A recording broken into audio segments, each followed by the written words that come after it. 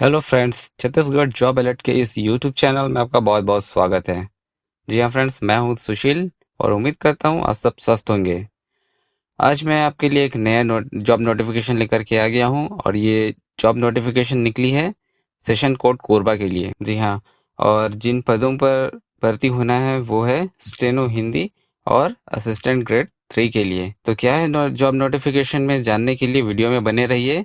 लेकिन वीडियो में आगे बढ़ने से पहले आप सबसे रिक्वेस्ट है कि अगर आपने इस चैनल को अभी तक सब्सक्राइब नहीं किया है तो सब्सक्राइब कर लीजिए, क्योंकि हम ऐसे ही जॉब नोटिफिकेशन से रिलेटेड वीडियोस यहाँ पर अपलोड करते रहते हैं।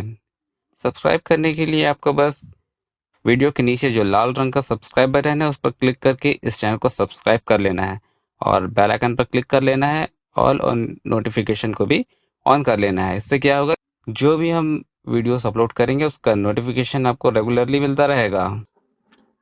सबसे पहले यहाँ पर हम लोग बात कर लेते हैं किन किन पदों के लिए यहाँ पर जॉब नोटिफिकेशन निकाला गया है। तो पहला है स्टेनोग्राफर, जो कि हिंदी के लिए है, और दूसरा है असिस्टेंट ग्रेड 3 के लिए। जैसे कि आप देख सकते हैं, स्टेनोग्राफर के लिए है 2 पद कुल, जो कि एक पद है अनुसूचित जनजाति के लिए और दूसरा है अनुसूचित जाति के लिए। इस प्रकार कुल 2 पद हैं स्टेनोग्राफर हिंदी के लिए। और असिस्टेंट ग्रेड 3 की बात करें तो यहाँ पर अनुसूचित जनजाति के लिए 2 पद और एक है अन्य पिछड़ा वर्ग यानी कि ओबीसी और एक है अनारक्षित पद। इस प्रकार कुल 4 पद हैं और टोटल यहाँ पर कुल 6 पदों के लिए ये जॉब नोटिफिकेशन निकाली गई है। अब यहाँ हम लोग शैक्षणिक योग्यता की भी बात कर लेते हैं। स्टेनोग्राफर हिंदी पद के लिए है कि आपको कम से कम 45% अंकों के साथ ग्रेजुएशन पास किया होना चाहिए, अगर आप अनारक्षित वर्ग से हैं तो। और अगर आप रिजर्व कैटेगरी यानी कि एसटी एससी से हैं तो फिर आपको कम से कम 40% अंकों के साथ ग्रेजुएशन पास होना चाहिए। इसके साथ साथ छत्तीसगढ़ या फिर मध्य प्रदेश शीघ्र लेखन तथा मुद्र लेखन बोर्ड या फिर जो भी शासन द्वारा जो भी मान्यता प्राप्त समकक्ष बोर्ड है उससे हिंदी में शीघ्र लेखन एवं मुद्र लेखन परीक्षा उत्तीर्ण होना चाहिए और इसका प्रमाण पत्र भी होना चाहिए आपके पास। और डिप्लोमा इन कंप्यूटर एप्लीकेशन का भी आपके पास प्रमाण पत्र होना चाहिए। और इसके साथ साथ आपको एमएस वर्ड और इंटरनेट का नॉलेज होना चाहिए, यूज़ कैसे करते हैं। ओके।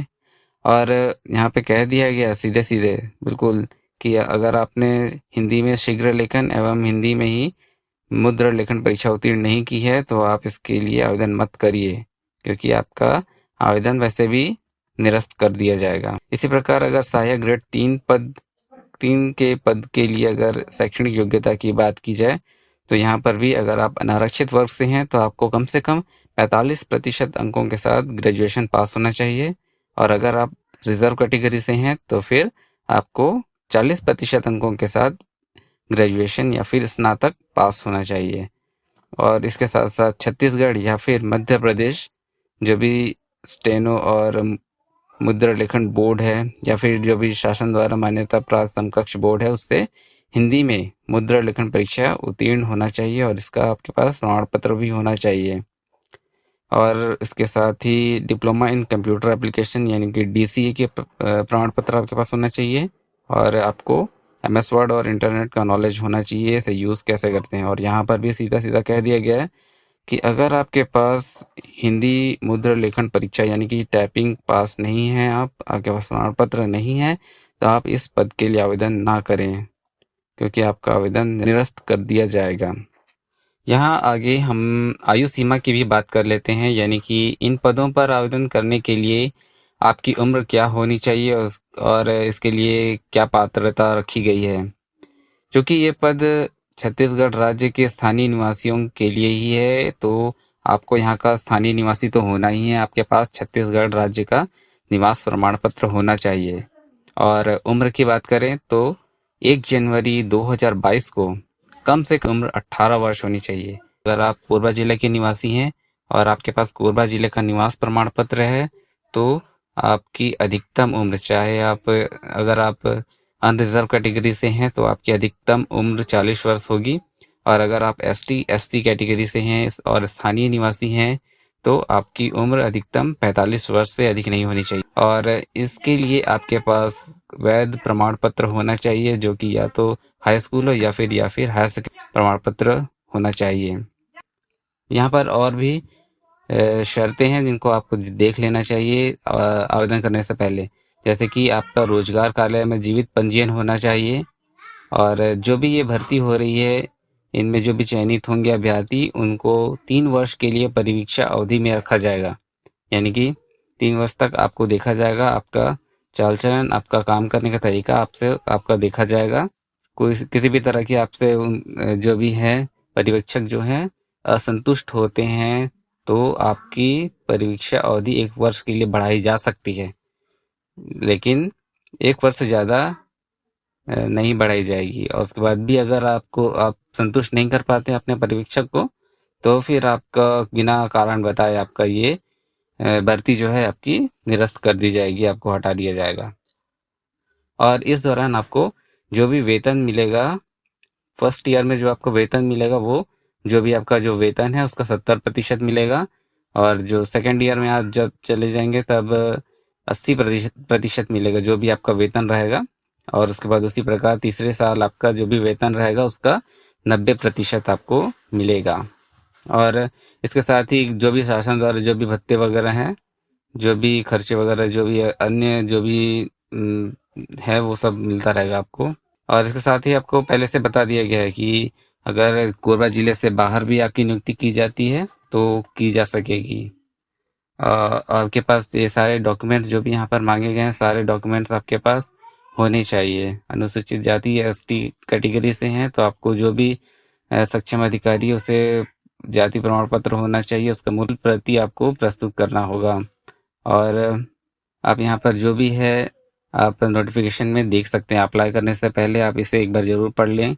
आपका चरित्र अच्छा होना चाहिए, आप शरीर से भी स्वस्थ होने चाहिए और मानसिक रूप से भी स्वस्थ होने चाहिए।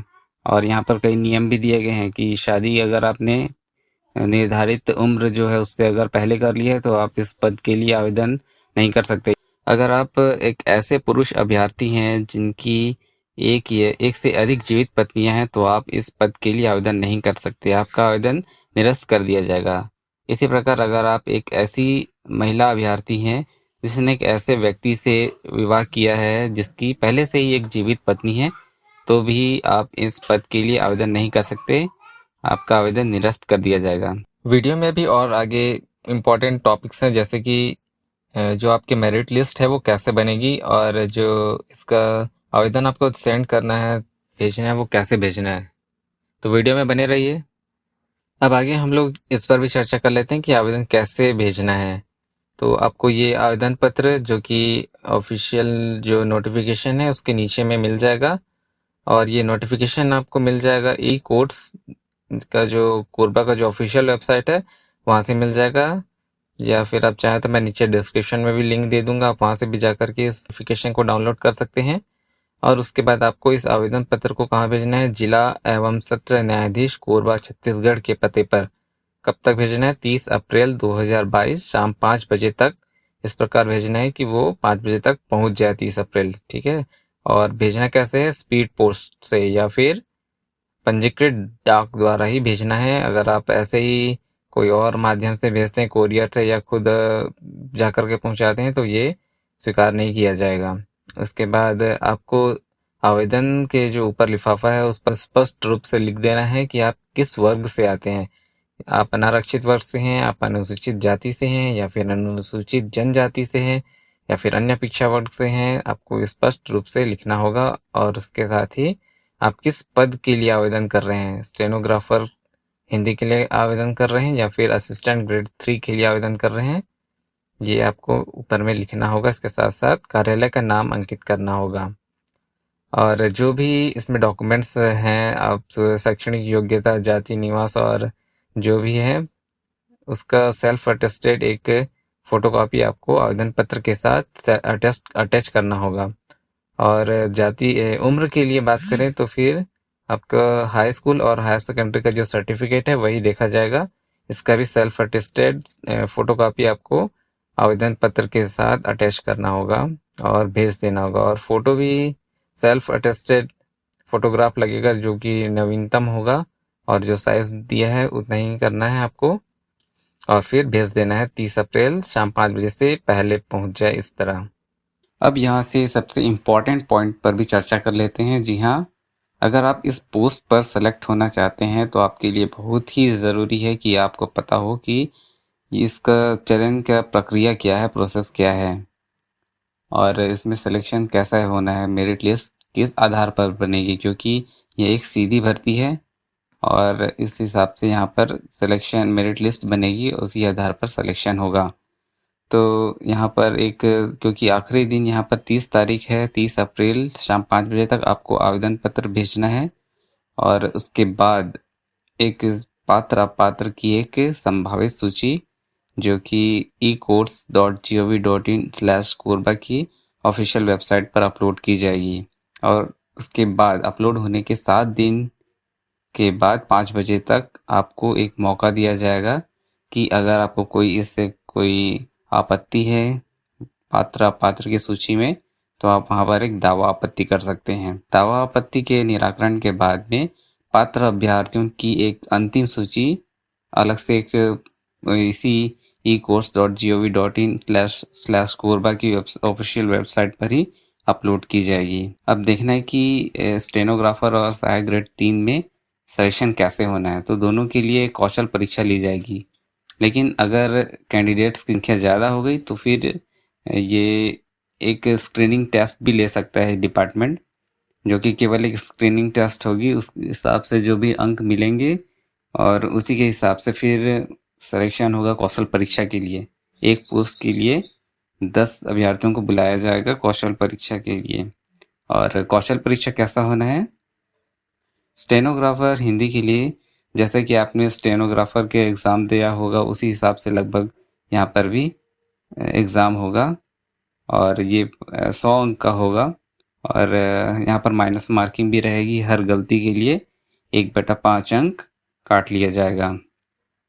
उसी प्रकार सहायक ग्रेड 3 के लिए भी एक कौशल परीक्षा ली जाएगी, जिसमें जो कि 50 अंकों का होगा, और यहाँ भी वैसा ही जो भी गलती होगी हर एक गलती के लिए 1/5 अंक काटा जाएगा। और यहाँ पर कंप्यूटर में टाइप करना होगा दोनों के लिए, ये ध्यान दीजिएगा।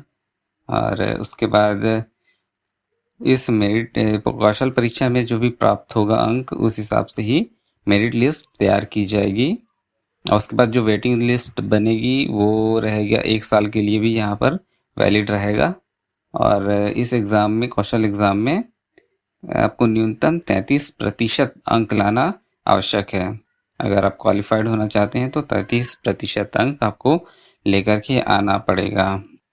कुछ और इम्पोर्टेंट पॉइंट्स हैं, जैसे कि जो स्किल टेस्ट होगा उसके लिए जो एडमिट कार्ड होंगी वो जो ऑफिशियल वेबसाइट है वहीं पर अपलोड की जाएगी, वहीं से आपको डाउनलोड करके एग्ज़ाम के लिए जाना होगा। उसके बाद जो फाइनल मेरिट लिस्ट निकलेगी वो भी ऑफिशियल वेबसाइट पर निकलेगी, और फिर जिनका सिलेक्शन हो जाएगा उनको जिला चिकित्सालय के चिकित्सा बोर्ड से स्वस्थता का प्रमाण पत्र देना होगा, और पुलिस वेरिफिकेशन का सर्टिफिकेट भी देना होगा। इस वीडियो से रिलेटेड या फिर इस नोटिफिकेशन से रिलेटेड कोई भी आपको डाउट होगा तो आप नीचे कमेंट जरूर कीजिएगा। वीडियो पूरा देखने के लिए आपका बहुत बहुत शुक्रिया। हम आपके उज्जवल भविष्य की कामना करते हैं।